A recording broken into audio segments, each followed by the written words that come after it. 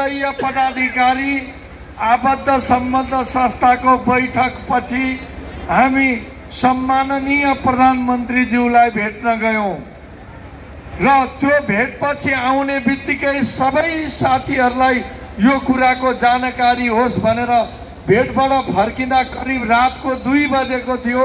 2 बजेको सेरोफेरोमा मैले स्ट्याटस लेखेँ। मलाई अचम्म के लाग्यो भने त्यो स्ट्याटस लेखेको 10 मिनेटभित्र 50 भन्दा बढी शेयर र कमेन्ट आएको थियो। साथीहरुमा आन्दोलनप्रति कत्रो लगाव छ, शिक्षकका माग मुद्दाप्रति कत्रो लगाव छ भन्ने यो एउटा प्रमाण हो। रातभरि साथीहरु सुत्नु भएको छैन। के हुँदैछ, हाम्रा माग मुद्दा कहाँ पुग्दैछन्, शिक्षा ऐनको प्रक्रिया कहाँ हुँदैछ। हामी त यसपालि घर परिवारमा आमा बुवा हुनेलाई आमा बुवा हुनेले आमा बुवालाई, छर छिमेकलाई, घर परिवारलाई, छोरा छोरीलाई समेत भयो। यस पटक म काठमाडौँ एउटा शैक्षिक लडाईँमा जाँदैछु। यो लडाईँबाट फर्किँदै गर्दा म एउटा ऐन लिएर आउनेछु भनेर सुनाएर आएका छौं। हो कि होइन भन्नुहोस् साथीहरु। त्यसैले ऐन एउटा अग्रिम नलिकन फर्किने सुविधा हामी कसैलाई छैन। त्यस कारणले पनि साथीहरु मिनेटको विकास क्रम बुझ्नका लागि, अपडेट हुनका लागि रातभरि नसुती बस्नु हुँदो रहेछ भन्ने मलाई लाग्यो। तपाईको त्यो ऊर्जालाई म सलाम व्यक्त गर्न चाहन्छु। सलाम छ साथीहरु। हामी सम्माननीय प्रधानमन्त्रीज्यूकोमा 7 बजे पुग्यौं, तर सम्माननीय प्रधानमन्त्रीज्यू चितवनको कार्यक्रममा जानु भएकोले भेटका लागि अलिकति विलम्ब भयो। केही क्षणको पर्खाइपछि राति ठीक 9 बजेबाट हाम्रो कुराकानी सुरु भयो। सुरुमा महासंघको तर्फबाट हामीले कुरा राख्यौं।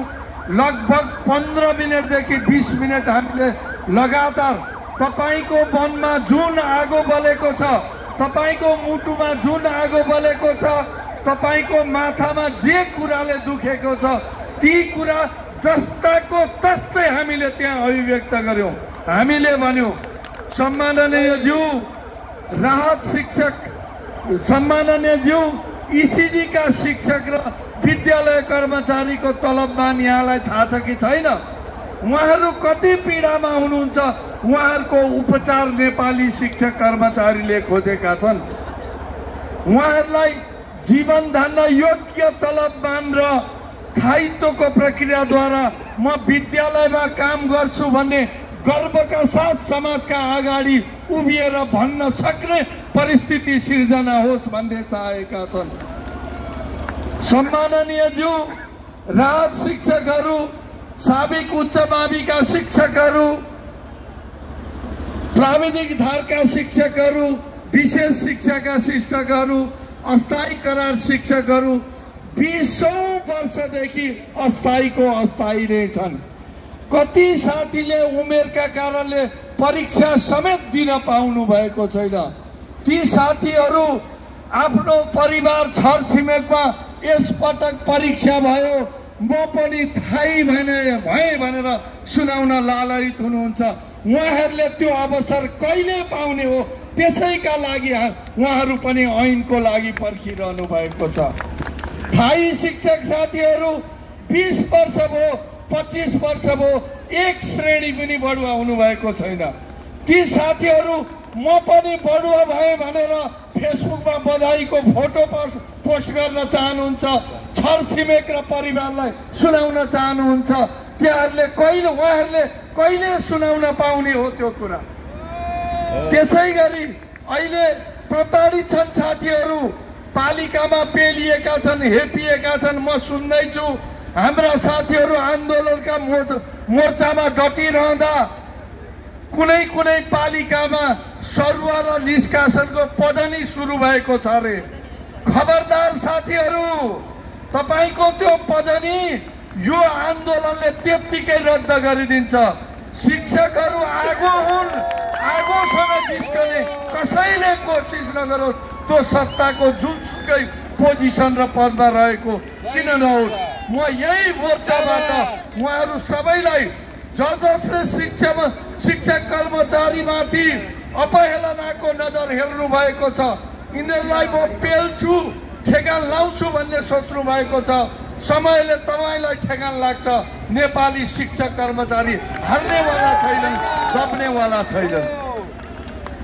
अरू पनि थुप्रै माग मुद्दामा विस्तारित ढङ्गबाट हामीले कुरा राख्यौँ।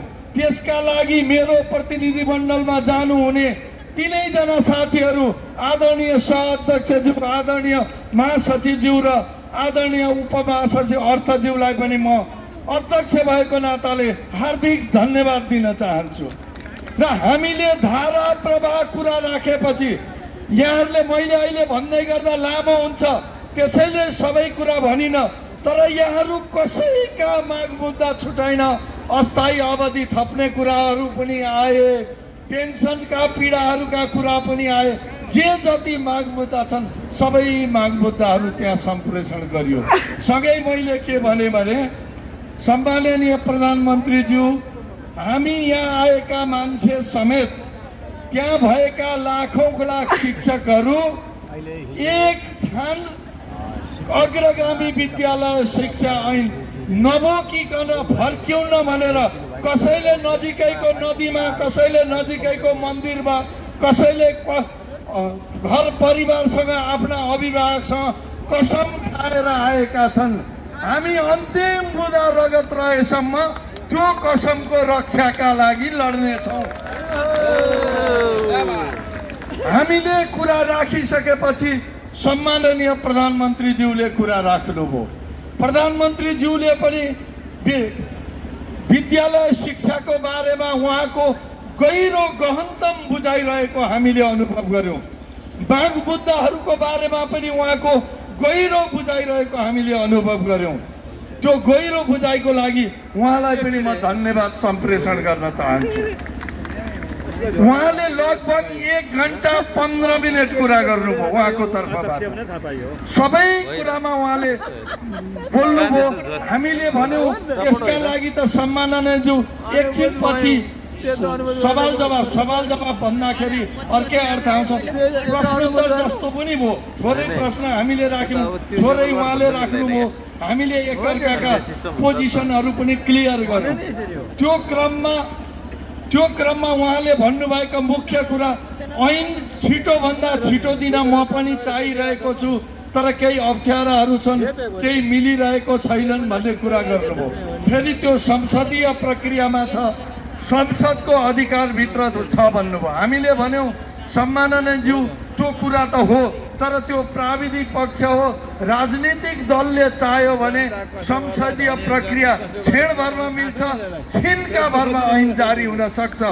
त्यसैले तपाईको सत्ता सहयात्रीहरू प्रतिपक्ष समेतलाई विश्वासमा लिएर चाँडोभन्दा चाँडो 12 गते संसद बस्दैछ, सक्नुहुन्छ। 12 गते त उद्घाटन र बोल्ने मात्रै कम हुन्छ होला, सक्नुहुन्छ।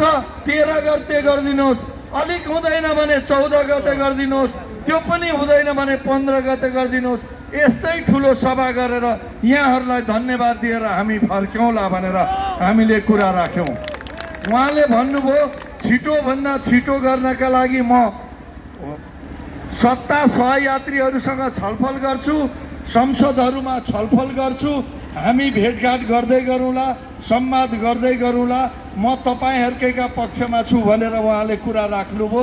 र अन्त्यमा हामीले भन्यौँ हामी अब धेरै पटक सहमति गऱ्यौँ, धेरै पटक कागजमा हस्ताक्षर गऱ्यौँ, यसपटक हामी हस्ताक्षर गरेर फर्किनेवाला छैनौँ। आदरणीय साथीहरू, मैले त हस्ताक्षरै बिर्सिसकेँ, हस्ताक्षर गर्नै आउँदैन अब मलाई, कसरी गर्नु हस्ताक्षर। त्यसैले अब यसपटक ऐन लिएर जाने हो, हस्ताक्षर गरेर एउटा थप सहमति लिएर हामी जाने होइन। त्यही कुरा शिष्टतापूर्वक, विनम्रतापूर्वक सम्माननीय प्रधानमन्त्रीज्यू समक्ष राखेर हामी बिदा भयौँ। त्यसपछि हामी प्रतिनिधि सभाका आदरणीय सभामुख देवराज घिमिरेज्यूका निवासमा पुग्यौँ। त्यतिखेर 11:40 गएको थियो। उहाँ पनि हामीलाई पर्खेर बसिरहनु भएको रहेछ। उहाँसँग हामी निकै बेर संवाद गऱ्यौँ। संवादको क्रममा उहाँले संसदीय प्रक्रियामा छ भन्ने बित्तिकै नहुन पनि सक्छ भन्ने कुरा गर्नुभयो। हामीले भन्यौँ यहाँहरूको हातमा छ, यहाँहरूले चाहनुभयो भने उपसमितिमा पनि फटाक दिन काम हुन्छ, समितिमा पनि तुरुन्त काम हुन्छ। दलको सहमति भएपछि संसदमा त हुन्छ भन्नेले हुन्छ भन्नुहोस्, हुँदैन भन्नेले हुँदैन भन्नुहोस् भनेपछि यसको कुनै अप्ठ्यारो छैन, यसलाई पास गर्न सकिन्छ भनेर हामीले भन्यौँ। तर उहाँले एउटा कुरामा प्रतिबद्धता जनाउनु भयो, उपसमितिले र समितिले काम सकेर 12 गते भित्र ल्याइदिन्छन् भने 13 गते म पास गरिदिन तयार छु।